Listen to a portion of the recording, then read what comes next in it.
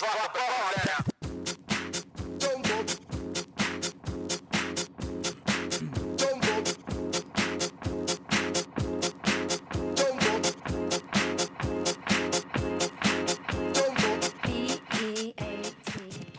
And just like that, we are back. Hey, everybody, welcome to This Pink Cloud. We are a show all about recovery, all about multiple pathways, all about mental health, and all about helping folks. Yes.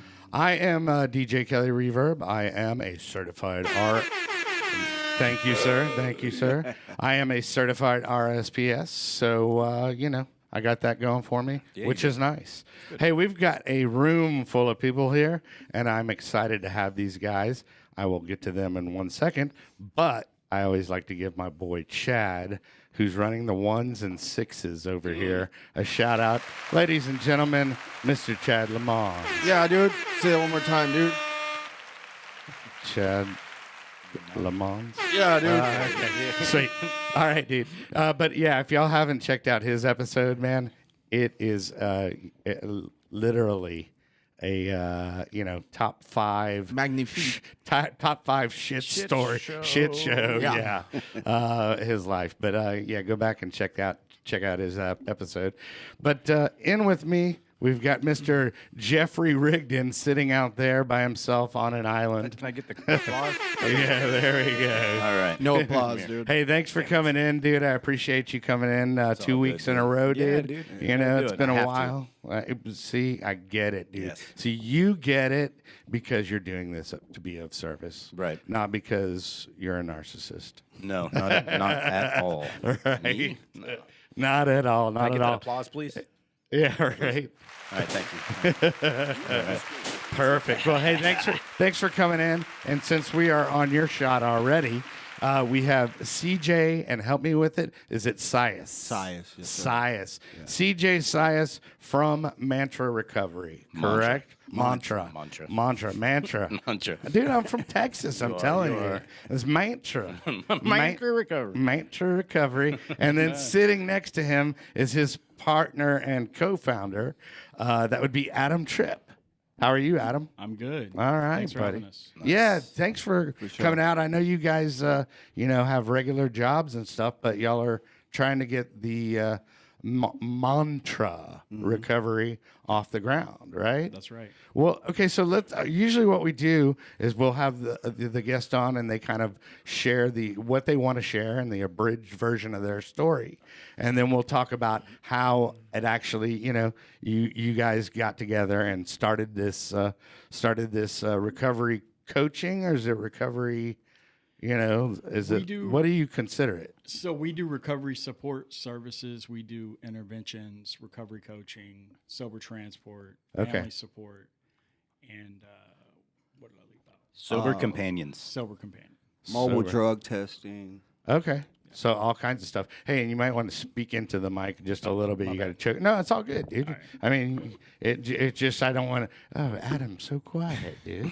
But hey, See if there's a way you can swing that mic arm down right there. Like swing it around Jeff, help the him out. bottom part. Jeff, help him out. The bottom? Yeah, screw that plant. Move that plant. You know what I'm saying? as we and make see if you can. We should have figured this out, probably beforehand. but it's all good. Yeah, it's all good. But say, we're already on, let's get back on Tripp here.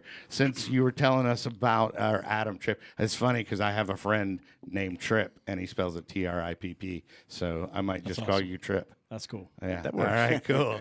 Hey, but let's hear a little bit about your story. Like, I mean, I always say, where it started and then where it went wrong and what made you decide to change.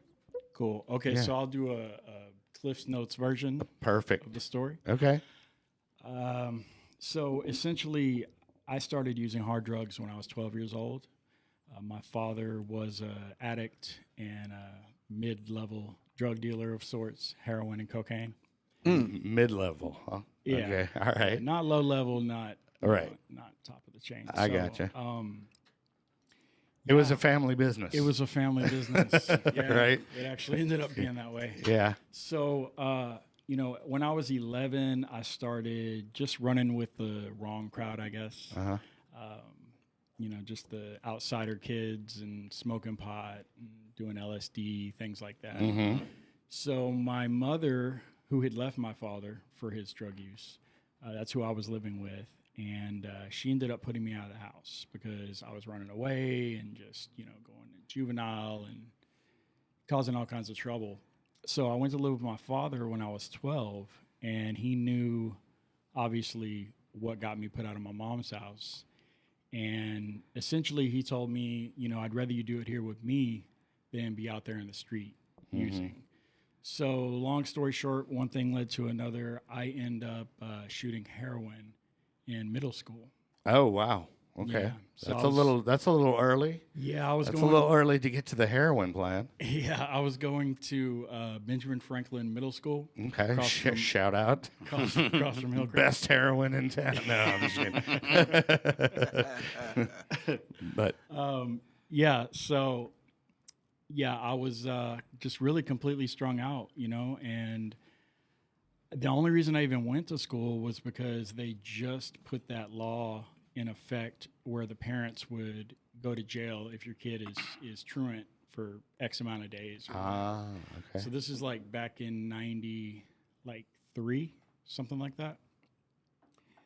So I went to school because, I couldn't have my dad getting, hemmed up for me skipping. So Right. Yeah. And he was probably running the family business too. So, that's my plug. Right. That's such a Texas way to think of it. I can't have my dad getting hemmed up. Yeah. So, yeah, man, I ended up turning out all my friends, and, if they smoked pot, I was doing everything I could to get them to do heroin. I mean, I was that piece of shit. Right. Yeah. And, so I brought some new business to the table. Right. And Adolescent. Yeah. Adolescent business. And adolescents are not Yeah. good customers to have, Right. because they get the caught. funding is a problem, and They talk. Yeah. And they die. yeah, Yeah. So when I was 15, I picked up my first criminal charges, and it was some theft charges. But I ended up having to have a drug evaluation done, and this was juvenile, obviously. And for whatever reason, I was honest with this lady at it was called the Drug Intervention Unit. I've been there, done that. That's a mistake for sure. Yeah. I don't know. It's weird, like, when you're just all fucked up and, you just like spill your guts to some stranger. I absolutely know what you're talking Yeah. about, and that's the only reason I was able to get sober is because I did that, and they Yeah. treated it seriously, and I was pissed off about it forever. You're like, But- oh, dude, I told on myself. Fuck. Yeah, Yeah, I did, man, because they expelled me from school until I had this done, right? So I went and did it, and this court date's pending, right? It's a shoplifting charge or whatever. So it really the school sent me to do the drug evaluation. So I go, I tell this lady the truth. Of course, I omit my father's involvement, right? Mm-hmm. But I'm like, yeah, I shoot heroin, I shoot coke. I mean, whatever, right? I just need this thing signed. I just need my piece of paper whatever- signed. whatever the yeah, process is. just to get me out of here. Yeah, just get me back in school. Right. So I do that, but then when the court date comes up where I have to appear before the judge for this stupid shoplifting, that lady was in the courtroom. From the drug And she intervention goes, I know all your shit. Dun, dun, kid." dun. All right. because I'm a juvenile. Sure. That's serious shit, I guess. Okay. So, they made a recommendation that I go to a residential treatment program. Okay. So put me on a year probation, and I went to a place. I think it was called the New Place Residence for Boys on Reagan Street. Yeah, I don't know if that's the name, but it's something like that. So Well, it'd be the old place now. the old place. Yeah. Yeah. So I go there, man, and I had never experienced withdrawal. I'm shooting heroin every day, but And how long of a period are you using for shooting heroin? at that point, about a year and a half, Okay. maybe 2 years, All right. something like that. My time frames are a little fucked up. I did a lot of heroin. Sure. Right. Right. But Yeah, so I go to this place, man, and there was no detox. There was really no kids my age shooting heroin. You know, like this place had kids that got caught smoking weed, and their parents freak out, like, "Oh my God, he's a drug addict!" You know, like put him in treatment. So I'm in there, and for the first time, I'm experiencing like real like detox from heroin. I'm like, "Fuck this," Which is not fun. No, man. And, Right. And, you know, I was young, so, I mean, it was probably a lot different, but it still sucked. So, you know, and it was an open facility, meaning you can leave if you want. But if you do, you know, they're going to call the cops, your parents, or whatever the case may be. So, of course, I talked two little kids that ended up running away with me. Misery loves company. Absolutely. You know, Right. And we took off. We get picked up a couple hours later for luckily, well, not luckily, but my probation wasn't in the system yet. Okay. It hadn't registered yet. So police pick us up. The kids were actually placed there by their parents. So the police officer asks, "Are you guys on probation?" And they're like, "No, no." I'm like, "No." Right. As far as you know. Definitely. Yeah. Yeah. And they took us all to Letot, Okay. the runaway place. Letot is the runaway place? Yeah. Okay, now Yeah. what does Letot stand for? I have Do you no even know? idea, man. Yeah, look I it up. have no idea. Google it. Stands for Lee Todd, dude. yeah. There you go. Sweet. Old school Dallasites will probably know about it. All right. So, but So I the go- home for wayward boys. Exactly. Gotcha. Wayward. Wayward. Wayward heroin addicted. Yeah. sure, wayward dope children. Yes. Yeah, so I go there, man, and you know, I watch these kids one by one leave with their parents. Mm-hmm. There's like a glass, you know, floor to ceiling window or whatever. We're sitting in there, and I see my dad come through the door. It's probably 2, 3 o'clock in the morning. I'm like, hell yeah, I'm going home. I'm out. Yeah, Right. But then I watch him leave. I'm like, what the fuck, right? About an hour later, a police officer comes in. That's who I went with because my snitching ass dad told him I was on probation. Ah. So I go to juvenile. Your snitching ass dad. It's all his fault, dude. Yeah. I don't know. I Right. go through all that shit to try to protect his ass. Right. Yeah. It's all good. Drop a dime on your ass. Right. I forgive Quick. Zero fucks. him. Yeah, for real. So anyway, I go to juvenile and I sat in there for about 5 weeks till a bed opened up at another facility. That other facility happened to be a year-long program called Choices in Marshall, Texas, which is in the middle of fucking nowhere. It's damn near to Louisiana. Then come to find out later on, the program that I ran away from was like 90 days. Checks Okay. out. Right. Yeah. So anyway, I'll skip over a bunch of stuff, but I spent the whole year there, man, and that was my first exposure to any type of like recovery. Sure. We went to an AA meeting on the weekends, but it was Marshall, Texas AA, so it was like, you know, leathery face farmers and That are Right. upset that they got cut in the grocery store Yeah, line and smoking they're about to go drink cigarettes. because of it. drinking stale coffee, bitching about their day. You go in there and say you're a drug addict, they're literally going to tell you you're in the wrong meeting. Yeah. Right? So Yeah. Sure. that was my first impression of AA. Ah. So fuck that. Right. Plus, I'm a teenager. Yeah. So I get out, I go back to live with my mother, and I start getting high immediately. I mean, why would I stop? I discharged the probation. I'm good, you know. So one thing leads to another. I get caught again, and she puts me out of the house. But she says, you know, we just went. But you're still getting high with your mom? Not with them. At your mom's, and she had no idea. She had no idea. Okay, but Yeah. your dad. Okay, I was just clarifying because I Oh, was like, yeah, why my would she bad. put you out, dude? No, if no, she no. was, They you know, separated. Gotcha. Yeah, there we my go. bad. No, it's So, all good. She told me, you know, we just went through this whole year with you. I mean, they were very supportive. They were doing the family sessions, driving out from Mesquite where they Right. live to Marshall, like Right, trying to every do other some weekend. Al-Anon or something like Something that. like, Yeah, sure. And yeah, man, I just basically slapped him in the face, and she was like, "Well, what do you need?" you know. So she put the ball in my court, and I was like, well, you know what? It's these old friends, you know, that are a bad influence on me. Hell yeah. Of And, course, it's always your Dropping a friends, dime on but- them, dude. Yeah, dude. It's not me.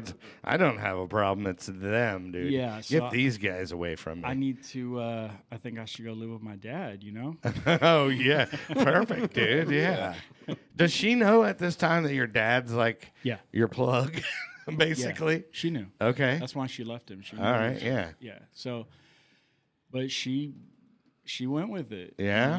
You know? Okay. She, we went and met my dad at like a gas station. You know. There we go. got in his the, little, the old kid handoff at the gas station. I got in his little Chevrolet Celebrity, and we went straight to the Motel 6. It was a Deluxe Inn. that he was Oh, posted up yeah. there. Excuse me, not the Motel 6. The Deluxe Inn. Yes. The Upgrade, yes. It's a half star. It wasn't. It was Yeah. not. It was not a red roof inn. it's called the relapse route. Yeah, That's right. what a deluxe inn is called. It's Right. a universal relapse, is what it is. Yeah, yeah. So I mean, obviously, I shoot dope Mm. that night.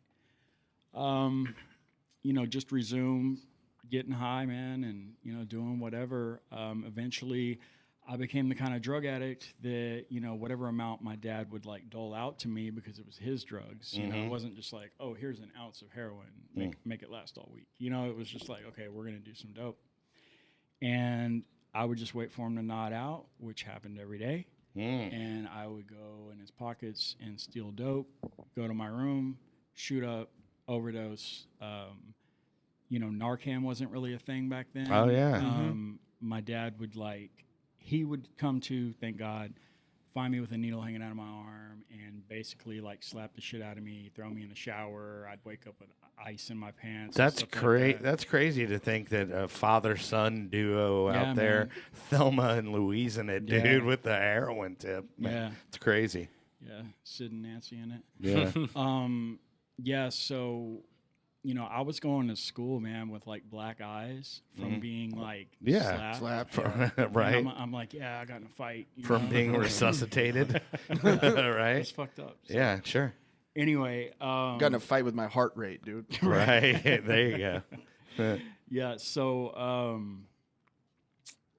let me think. Yeah. So I essentially ran his business into the ground from stealing all his dope, and Right. fucking up his re-up money and all that. Yeah. And now we're to a point where we're just waiting for somebody to call. We have just enough dope. Like, we got to sell this and flip it so we can, you know, get well. And it was just like, man, some junky shit, you know? And this, so I'm like, maybe, I don't know, 17 at this time. And I'm like, man, I'm sitting there sick one day, and I'm just thinking to myself, I'm not going to sit here and feel like this when I can just go out and, like, rob somebody or break into There a you house. go. Yeah, so of course. that started my real, like, criminal career, which consisted of robbery, burglary, and then just every kind of theft and dope fiend shit you can do in Dallas. Right.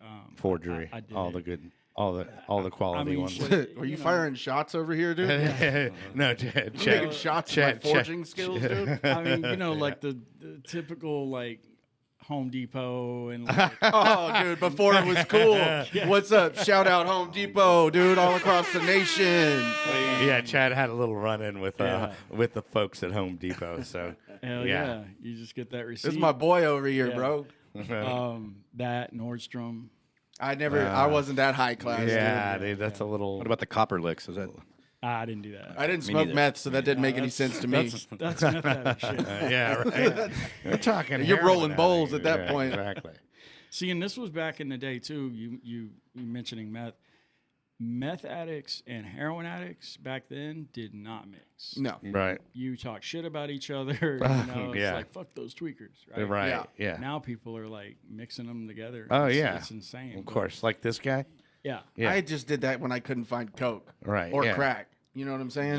Yeah. you can always find crack. Yeah, generally. Or when Generally. I couldn't get lime juice. You know what I mean? Oh, yeah, yeah. Because I didn't have the dollar to go buy a fresh lime to squeeze a fresh lime into my shot. I feel you. It's a smart idea. I've been there. Yeah, right? So, anyway, man, when I'm 17, I'm old enough to go to adult jail, Lou Sterrett, And I start going, just for theft and just random shit, Right. I had to be homeless a few times. My father and I would like get into it, and he'd be like, "Fuck you, get out," and I'm like, "All right." So my MO was just like latching on to some female and just draining her for everything I could possibly Right. get. Yeah. Place to stay, money, whatever. And I would do that till I would burn that bridge, move on to the next one. Sometimes I would have nobody I could use, and I'd be on the street. I've straight up been homeless downtown Dallas, Right. posted up at the library. Right. When I was 20 years old, I picked up 2 burglary habitation charges, and I ended up going to prison. So when I was in there, I was like, man, I got to change, right? Like, I'd never wanted to be sober before, but like, I don't want my life to end up just being an extended prison sentence, Mm-hmm. So I told myself that, man, but the day I got out, my dad picked me up, and I could hear when he moved his leg, he's in the driver's seat, I could hear Xanax. In a bottle. In a bottle. You knew the sound of Xanax in a bottle. Hell yeah. Holla, Dad. I was like, hey. Break me off. Exactly. Yeah. I'm feeling really anxious right now, Dad. Right. Yeah. I'm free. Jesus had anxiety too. Yeah. Right. Hell yeah. So within an hour, I'm shooting cocaine. Man, and I picked up some more criminal charges in and out of jail, just whatever. I've been to Homeward Bound 12 times for detox. Homeward Bound. Shout out to Homeward Bound, what they do there, man. That's a great spot. Yeah. And if nobody knows what Homeward Bound is, it's basically a free. It's like State-funded. Yeah, and it's like a triage unit. So it's like whoever the worst wounded is, you know, you get to come in that day, and if not, you get turned out on the street, and then you always got in. Yeah, right. Yeah, there you go. There you go. You show up at 3 a.m. and sit on that picnic table. Yeah, there you Camping go. out front. Yeah, dope sick as hell. So okay, so you're in this massive cycle of using and everything. What makes you actually finally change, and where are those components that worked for you? Yeah. Okay. So what ended up happening was I was 33, right? And How old are you now? I'm 42. Okay, cool. So I've been sober for 9 years, a little over 9 years. Yeah. So Hold on, we get the clap for that. The golf clap for that. That's good, dude. Congrats. what happened was I ended up going to another state-funded facility, which is Turtle Creek Recovery Center. Shout out Turtle Creek. They do great work there Yep. too. Yeah. So I go there. I'm there for 30 days. There was all the meetings coming in, doing H&I and all that shit. Sure. Right?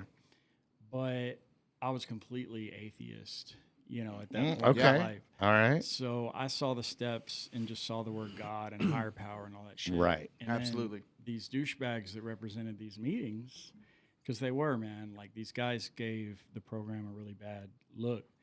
And they just came off like evangelist Christians or something. Okay. They all regurgitated. Well, and the that same can turn. bullshit. Yeah, that can turn a lot of people off. Yeah, it turned me off. I got you. Right? So I'm like, yeah, fuck that. Right?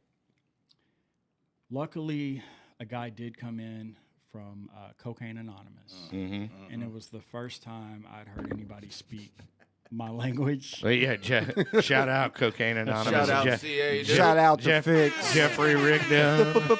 Fix. So then this guy comes in guy- from CA and like he's actually I speaking felt- your language, right? Yeah, I felt what he was saying, and I felt compelled to ask him to help me. He did. I worked the steps of AA. Mm-hmm.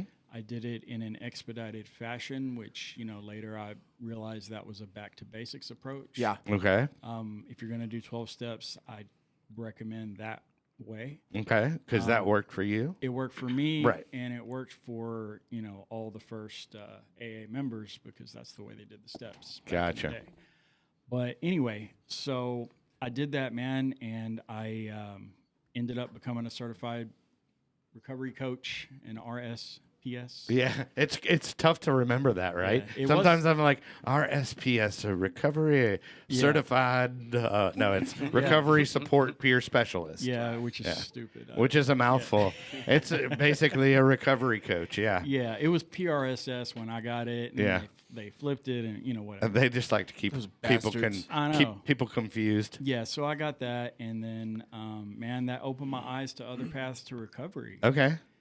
Because I was so close-minded, because I was spoon-fed all this AA 12-step. Right. Like, Well, and that's why on this show that I think it's important to point out, that there's multiple facets and multiple ways to recover, and there's not just AA, and and not that there's anything wrong with AA, but I think there are fantastic things can be done with AA, but just getting a sponsor and running through the steps with somebody isn't always the solution or the fit for, There's guys literally like fantastic us. things to be said about every single type of recovery. Yeah, for sure. You know what I mean? Right. For sure. And Yeah, but I mean, AA did come up with the 12 steps, and I think the 12 steps are fantastic. Absolutely. Yeah. Yeah, I mean, that shit saved my life. Right. It did, but it's not all there is. And the training opened my eyes to that, even though I was very close-minded at first, because really I had a fear,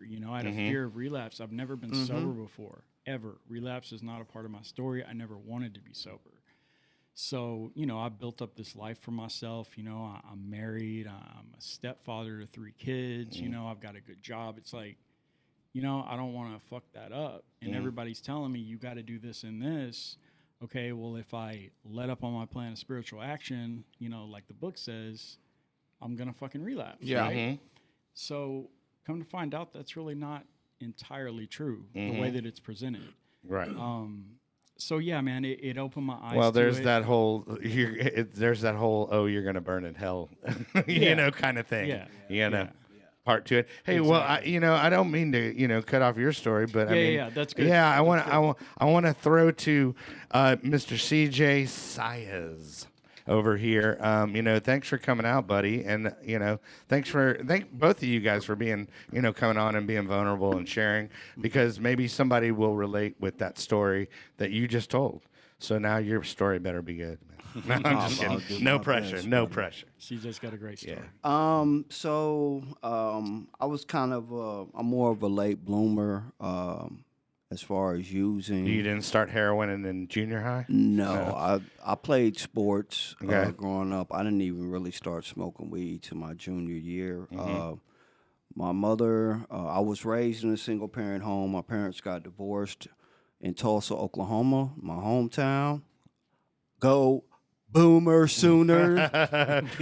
We Fuck you, T. we will forgive you for that, but that's okay. But yeah, my parents got divorced when I was like 7. My mom went through nursing school, packed up me and my little brother. We moved to Dallas. We lived in Dallas up until I was like 15. Then we moved to Atlanta, Georgia for 3 years. Moved back to Plano, Texas, my junior year of high school. And it was a little bit of a culture shock for me from living in Atlanta. Again, I've always been pretty decent at sports, but everybody was smoking weed and I was riding a fucking bus to Plano East Senior High School, and this motherfucker's passing by me in Camaros and Mustangs, and they got all the bitches, and I'm like, God damn. And they got the smoke coming out. Oh yeah. I'm like, man, hey, Mom, I want to get a car. You better get a motherfucking job. Right, yeah. So, I start smoking weed. Slowly skipping school. They kicked me out of football, off the football team. At that point, they really weren't UAing, but Right. I was skipping. Yeah. So my senior You were year, missing the whole school part of school. exactly, Right. yeah. The whole education part. Crazy how that's frowned upon. Yeah. We would have at lunchtime. You could leave for lunch, and then come back. Well, I would leave and never come back. Yeah. Oh yeah, there you go, dude. We used to have a smoke session, and I That wasn't extended fuck lunch. that, man. Yeah, sure. Yeah. So my senior year, so I was in the big Plano heroin epidemic Okay. Yep. That's what I was Oh gonna wow. ask. from Okay. 96 to 98. Like Okay. our kicker, Rob Hill, he died, and So they had Chiva then. That's when Chiva was coming around. And Okay. that's powder form heroin where you could snort it. Well, and Yeah. they call it cheese, right? Cheese or Chiva. We called it Chiva. Yeah. Okay. So, I had saw what the crack epidemic did because I had family, but I didn't. Heroin I was associated with needles. Mm-hmm. And I had tried Coke. I had graduated to trying Coke. I liked Xanax. Mm-hmm. But I ended up trying Chiva or cheese. Right. Snorting it. And man, that first night, this is when Deep Ellum was popping too. Mm-hmm. So I hit a line of that shit, and Were we you went down to there at Deep- the Lizard Lounge, man? Oh man, I was at the Sandbar. all that- yeah, all that good stuff. This Man one said is the Sandbar. Insomnia was popping. Oh, the, yeah. the There. Blackout Lounge. There Yeah, you you go. old like me. That's you know what right, it dude. I know what's you was up. you was probably spinning up in one of There them you go. motherfuckers. I was probably playing there. I used to yeah. have to like sneak into the sandbar because I was only like 16 years Yeah, old. bro, hey, man, that shit, yeah. So, man, I was just that night, man. Like, I got mad bitches numbers. Man, everything was like fucking. Man, this is fucking. It was like some Pulp Fiction shit. When he- Fucking magic. Yeah, when John Travolta is cruising. Yeah. I mean, it was like that. I was floating, and from that point on, it was a weekend thing. I started chasing that same high, and I never got that high again. Yeah. That's the old chasing the dragon, dude. There it Is is. what they call that. Yeah. So then I started trying to sell here and there. I did. I ended up getting a possession with intent to distribute, and I ended up going to prison for that. Plus, I got a credit card fraud case. Imagine that fraud. Oh yeah. Huh, Yeah, right. who would ever do something like Who that? does fraud? Yeah, so my homeboy's dad, he worked for Nortel. He was a cokehead. So there used to be a spot in East Plano, like off of Avenue K or there was some apartments called Alta Vista. You could go in there and pick up a fucking 3.1, an 8-ball of coke, fucking shiny. And we're talking like downtown Plano. This is in the middle, right across from yeah. probation Oh, in yeah. Plano, man. Yeah. It was like that before oh, the wow. feds hit. Yeah. So we were scoring for his dad, and I took his credit card, not knowing it was a corporate card one day, and we went on a shopping spree at Collin Creek Mall. They had us on camera. Old school Rest shout in out. peace. Rest in peace, Collin Yeah, Creek Mall. exactly. Yeah, right. R.I.P. Collin Creek Mall. Right. And so Nortel, they pressed charges. His name. But he let you borrow it though, right? That was my excuse, and hey, you know what? I snitched on him. I was like, man, that motherfucker's a cokehead. Right. I go get him 8 balls. I was scoring for him. Yeah, man. exactly. But they had us on camera in Foot Locker. Yeah. And then- you were running the errands. Oh yeah, we was running the errands, holding the car. That was back when they gave a fuck about Oh, that yeah. about that low level shit. They don't CD fucking do that warehouse. anymore. Yeah. Yeah, we CD warehouse. I love this CD warehouse, dude. I love it, dude. My friend Nolan tells me a story about when he stole all the CDs and when they were in long boxes and like in Target, dude. There's a guy walking around in shades with about 150 CDs and Yeah. DVDs. Yeah. And he's looking a little squirrely.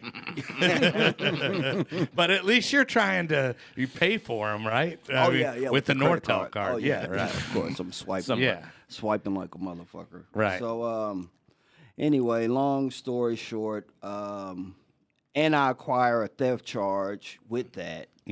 Got a paid attorney. My court date came up, and I was dope sick, and I chose to go score and be well than going to my court date.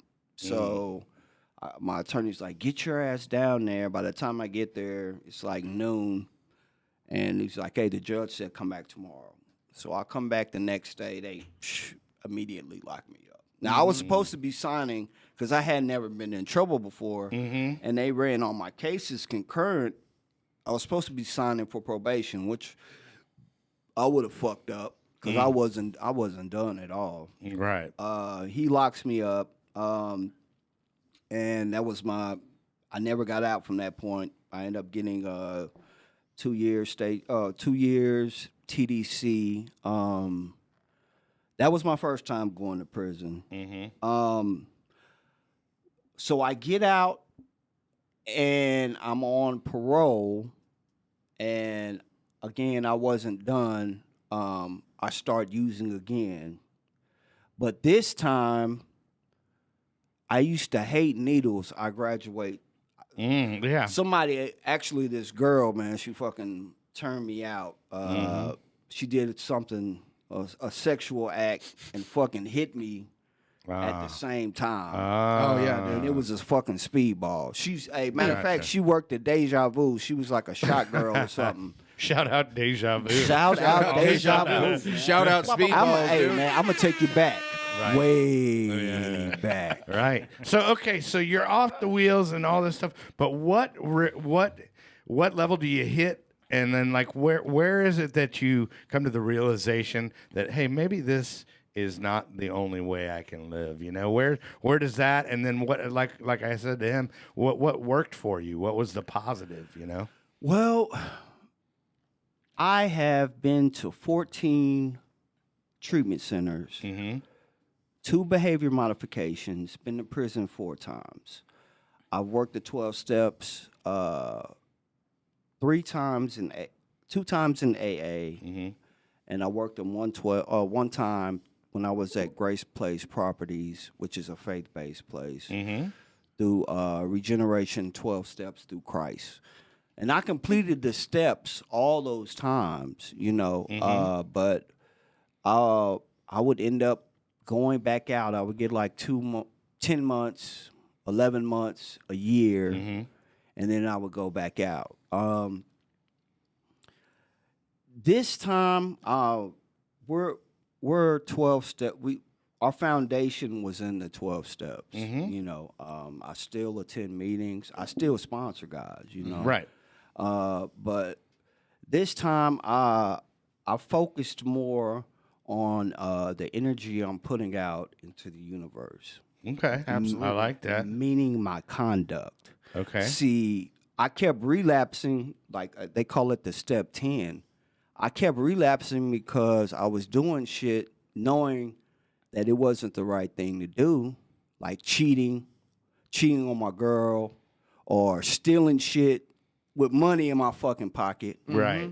I wasn't looking at my conduct, and that's why I kept going back out. Right. Yeah, those old behaviors. Yeah. And I didn't want to hide no more, but I didn't want to change my conduct. Well, you didn't. Maybe, I mean, and I'm not trying to make excuses for you, but maybe you didn't really know another way other than that. You know, that's the way that you had kind of brought yourself up, and then you had no idea that there was a different lifestyle than that. You know? Oh, I mean, I was raised in church. Yeah. And, I mean, you saw other people, but. Yeah. But like you said earlier, like, if you do this, you're going to hell. Well, I'm going to hell, so let's put some wheels on that motherfucker. Yeah. Ain't no I love pussy too much. Ain't no fucking way. You know, I'm no. You know what I'm saying? So, yeah. But my conception of God, my conception of myself and others changed. Right. But it all started with me. Yeah. No, and I love that. Okay. So, it's basically where you came to a realization in your head that, hey, maybe and that you explored plenty of avenues and then found something that finally stick. Hey, before we get to talking about what y'all are doing now, let me throw to my sponsors real quick. We got Max the Axe with Lone Star Injury Attorneys. Yeah, he's my boy. He's out of Houston. He practices in Texas and California, and gets great results, and just a great dude, and not a big gatekeeping thing to get to him, to actually talk to him about your case. So go to thispinklawyer.com, and that will take you to his website, and tell him I sent you. And then also we have a new sponsor called NeuroGlow, which is NeuroGlow.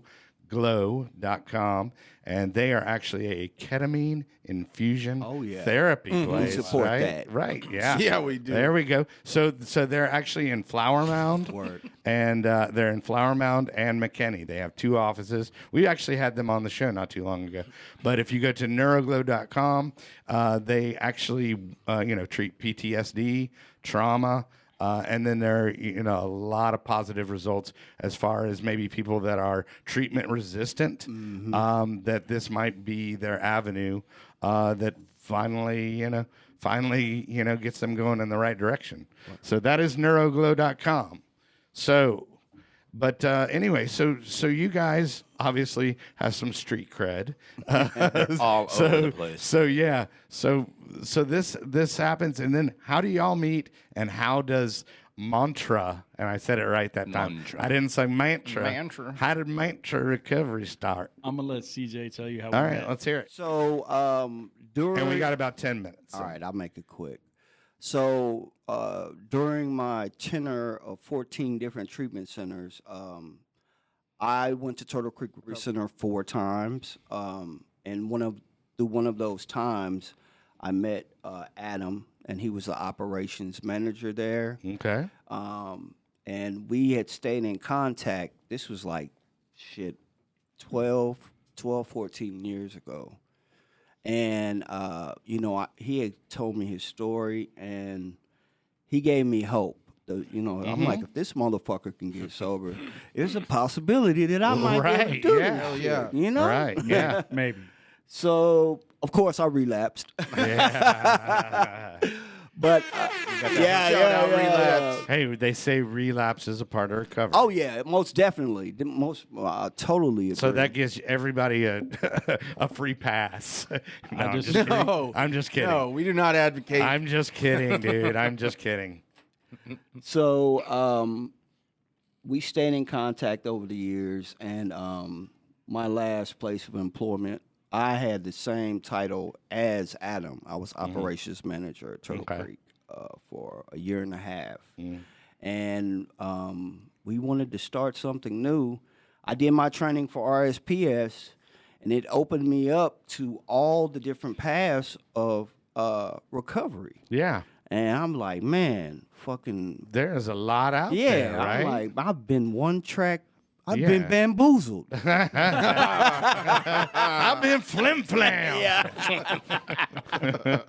So yeah, and shit, we was like, let's do this mantra shit. Right? Okay. So, and then mantra is like, okay, so is it what I gather that mantra is basically kind of where y'all find what pathway might work better for your potential clients? Yes. Or, okay. Yeah, absolutely. So, for me, I worked at different facilities. Mm-hmm. I've worked in private treatment. I've been a counselor, even though I'm not licensed. Sure. It was a faith-based program. Right. So I've been around the industry, right? So Sure. I've seen the slime ball, A little bit of body brokering going on. Oh, Like, yeah, that's tough. Straight yeah. up. I Shady worked, stuff. Yeah. I worked for a place that was that. Right. And I Let's was- give them a shout out. No, I'm just kidding. No, I'm just kidding. No. We actually speak there sometimes. Yeah. Yeah, don't do that. Not gonna throw anybody under the bus there, but right. Yeah, the only place we speak. No. Right. No, I'm just kidding. No, but so I've seen all the shady shit that goes on. Yeah, right? sure. And I just wanted to come up with something that was genuine and where we actually care. And there's nobody more passionate in my circle than CJ over here. Right. And yeah, it made perfect sense for us to come together and do this. So to answer your question though, we have, for the recovery coaching, we have an initial assessment. It's sort of a biopsychosocial that's been modified to really encompass the mind, body, and spirit. Mm-hmm. And so we go through that with our clients, and based on that, we come up with a few options for them, and we do a customized, treatment plan. But we don't just present it to you like, here's your shit, go do this. Right. It's like, okay, well, we got this and this. What do you think? Yeah. Like you include them in their recovery. Yeah. Right. Exactly. No, which is a great idea because, a lot of places it's just like, do this, and then you'll Yeah. be sober. Here's you know, your home it's group, make 90 meetings. Yeah, get a 90 sponsor, meetings, 90 days. Go to yeah. ILP. Yeah. So, And that's not always a good Yeah. fit for everybody. And then Yeah. I mean, between you two dudes, there's a lot of experience out there. And if somebody actually wants to look into, y'all have a website, correct? yeah, it's mantrarecovery.com. Okay. And they can just reach out. Is there like a little phone number as well, or? Yeah. I don't. Shit, Of I course, I was- don't have it memorized, Hey, but no, it's all good. So they can go to the website, it's on the find the site. phone number if they're old school and like to call. It's on the site. Right, or if somebody's mom wants to call on Yeah. behalf of their son or Yeah. daughter. And mail us a letter. Mail us a letter, snail mail, us. fax us. There you go. Well, but I appreciate you guys coming. Did you want to say something I else? just wanted to emphasize we embrace all pathways to recovery. Love it. We support psychedelics in recovery. Okay. We support ketamine therapy, NA, AA. Each person, recovery is an individualized path. Absolutely. And we're just here to help you find your path and hone it. I love it. Yeah. Love it. So that's harm reduction. I mean, whatever. Yeah. It does No. not Yeah. have And to be- I am a fan of the harm reduction as Yeah. well. Yeah. Yeah. So. Shout out Dusty Burrows, too, the homie. man. Yeah. Oh, DB. Yeah. Well, he's like he's not a professor, but an instructor at North Texas. Yeah, man. we're so gonna- shout out to DB. Yeah, we're doing a class with him. Oh, you're doing that? Okay, that's cool. Yeah. So you'll get to it's like 40 people, and you get to talk shop. Oh, yeah. Yeah, I love it. We're going to shout out Pink Cloud, too. Oh well, I nice, appreciate that, man. Yeah, I mean, this is all this. I did this show because just AA wasn't a fit for me. Yes, sir. Part of AA was a perfect fit for me, but then I went out and I discovered all these other things like Skate Straight, which was cognitive behavioral therapy, and all this other stuff, and I was like, oh wow, if I put all these in my toolbox, maybe I got a fucking chance. Yeah. You know what I mean? So Look at you now. but I appreciate it. Well, I got 2 years and some change. Yeah, you so do. Yeah, you know, what's up. and when you're that dude on the couch that doesn't think it's ever gonna happen, and we've all been there before, or that dude behind a dumpster, it's Now you're just, firing shots again, dude. that dude behind the CVS in a tent With that one leg. Yeah, with that one-legged weirdo doing with that needle and- hanging out of his and arm. he's dude. talking. He's talking on it like it's He's speaking in a French accent, walking around talking to himself all day. What the fuck's wrong with that guy? He's talking on his. He's talking on his prosthetic leg like it's a cell phone. and shit. Hey, but thanks again for coming out. Be sure and look at Mantra Recovery. And thank you, Jeff. We'll see you next week. And Chad, we'll see you next week. Thanks a lot. And remember, kids, there is no magic pill for sobriety, because if there was, we would all take too many. Yeah, so we're gonna let that catch up with the little name tags real quick, and then I'm gonna run the outro. So thanks for speeding that up so quick, Kelly. You're welcome. Yeah, and I muted it right before you said you're welcome. No, I know. Oh, yeah, man. Thanks for having us, man. I didn't mean to talk to